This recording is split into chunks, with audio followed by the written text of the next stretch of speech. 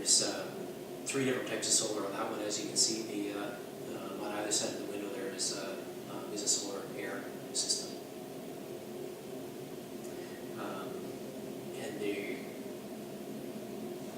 I think that one, it just dumps heat into that room. Some of them they're using solar air preheat on the ventilation air. This one is just a little tiny one. Just puts fresh air into that room, reheats the air for that room.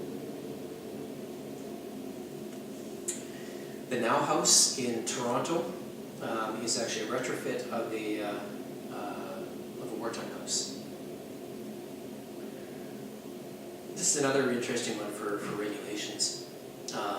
The plan for this house was to add insulation to the outside. You can see in this picture they added about 8 inches of insulation around the basement, around the foundation.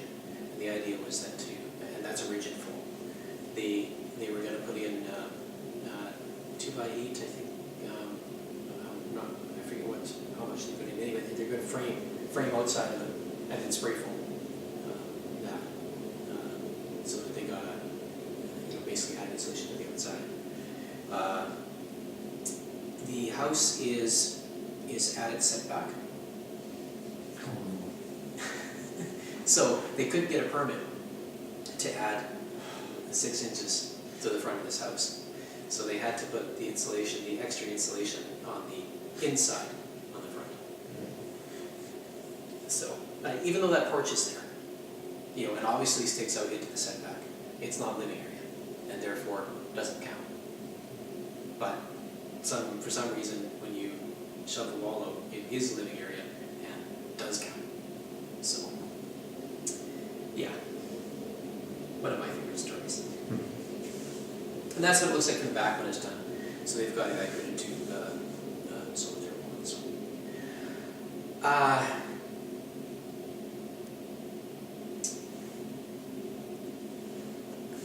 going to...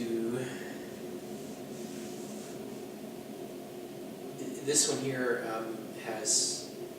The way that we chose to model it, the heat meters that we're using to measure the energy in the fluid flow lines don't work in glycol. So we can't measure the glycol loop that goes directly to the collector.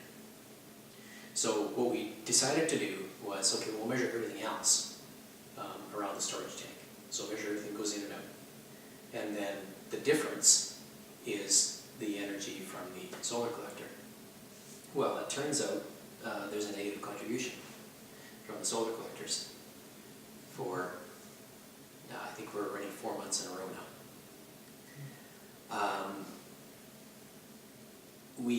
We're not entirely sure what's happening here. We think it may be due to thermosiphoning. We're pretty sure it's tank losses of some sort. Now, if it's tank losses into the house, doesn't matter, because it's going into the house. It's we're adding heat to the house, so that's fine.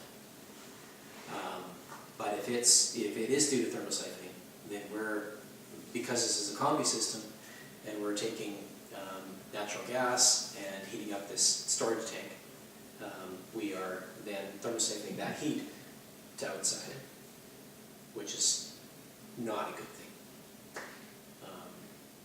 So we're investigating that to try and figure out what's going on there. Another sort of anomaly in this house is that the homeowner runs his furnace fan continuously. That was how we operated his house before they did the renovations, so that's how he's operated it after, even though it's probably not really necessary anymore.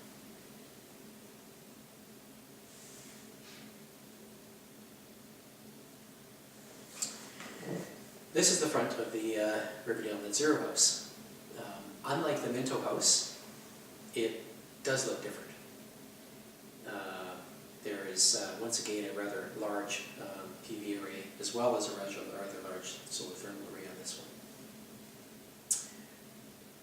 one. This, Rob Dumont does presentations where he talks about his house being the best insulated house in the world, or he used to do presentations where he talks nicest insulated house in the world.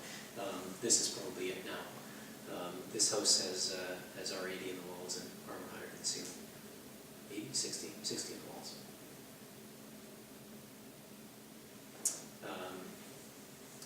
The way that they chose the insulation levels in this house was they ran hot 2000 walls, and so they went from R40 to R60 in the walls and said, okay, what's the difference in the energy use? So how much did that save us then, dollars wise? And they compared that with the cost of putting an additional PV panel on. Like what would that cost be for PV? That was kind of their comparison, because net zero was their goal. So basically they chose the cheapest way to get their net zero using the red screen and hot 2000 models. And what they came up with for an attic insulation level was apparently R96. So they decided to go to 100 just so that they could say they went to 100. So they put a tiny more insulation in the attic than was economically viable, or whatever, just for the glory factor, I guess, or something. I'm not sure. Bragging rights. Bragging rights, yeah, that's it. So they did that with every decision on this house. Do you go with triple glazed windows or quad glazed windows, or double glazed windows? Do you go with argon, krypton? What do you put in the windows? What do you do for basically all of their decisions? They did this trade-off analysis. Is it a duplex? It is a duplex. Yeah. It has double wall construction. It's one of the inspirations for this house, actually. Among others, of course. But Ron certainly went and looked at this house, and Rob and I were both familiar with it beforehand. And the guy who built this house claims that Rob's house was the inspiration for his, which came from the Saskatchewan Conservation House back in 1976 on Rink Road in Regina. So this is all a little incestuous, actually. This is the plumbing diagram, plumbing heating diagram for the Riverdale Net Zero houses. One of the things that Rob said when he was asked to review this is it's way too complicated. Keep it simpler. And that certainly has proven true in this house. They have had a heck of a time getting the bugs out of this, getting it to work properly. And that's what it looks like in copper.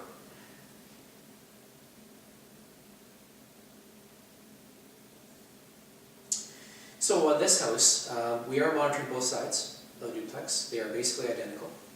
One has east windows, one has west windows. Other than that, they're identical. So that is going to give us an opportunity to compare and say, well, okay, we know that the physical houses are the same, therefore the main difference should be occupant behavior. So what is the difference? So we're looking forward to that. There was some unfortunate incidents happened as this thing went through the seasonal solar thermal storage tank, which is supposed to heat up in the fall and then provide heat for the winter, needed to be drained in November, just after it collected all of its heat, because there was a leak in it. So instead of having the heat there, they had to actually add heat to it. It just hasn't worked out well for just some of these coincidence things. And they've replaced a whole bunch of connections on the solar array.